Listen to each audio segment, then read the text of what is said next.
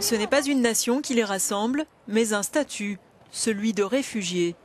Alors que le monde fait face à la plus grande crise migratoire depuis la Seconde Guerre mondiale, les Jeux Olympiques présentent, pour la première fois de leur histoire, à Rio, une équipe de sportifs réfugiés. Ils sont originaires de Syrie, du Congo, ou bien, comme James Chinjing, du Soudan du Sud, un pays meurtri par la guerre. Ce coureur a été repéré dans un camp de réfugiés au Kenya. Je pense que c'est important pour tous les réfugiés, pas seulement pour nous qui sommes ici. Mais nous représentons les milliers de réfugiés dispersés à travers le monde et c'est une chance de montrer que les réfugiés ont aussi des capacités.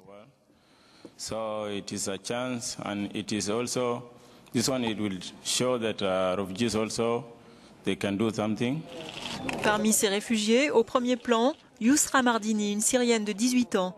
Elle s'apprête à concourir le 100 mètres papillon et le 100 mètres nage libre. Il y a moins d'un an, elle nageait pour sauver une embarcation bondée de réfugiés entre la Turquie et la Grèce. C'est très fort parce que nous tous ici, nous partageons le même sentiment, celui de ne jamais abandonner. On a fait beaucoup pour arriver jusqu'ici. Les choses n'ont pas toujours bien tourné pour nous. Et nous avons continué de nous battre parce que nous avons des rêves. Cette délégation, qui compte en tout 10 sportifs, défilera sous la bannière olympique immédiatement avant le pays hôte, le Brésil, lors de la cérémonie d'ouverture des Jeux ce vendredi 5 août.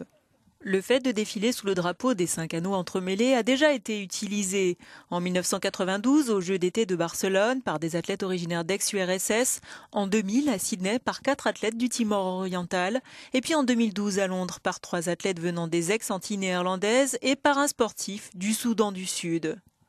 Ces 4 femmes et 6 hommes de nationalités différentes et qui, selon un de leurs entraîneurs, ont déjà gagné leur médaille en arrivant à Rio, entendent envoyer un message de paix à travers le monde, alors que plus de 60 millions d'individus sont déracinés depuis 2015.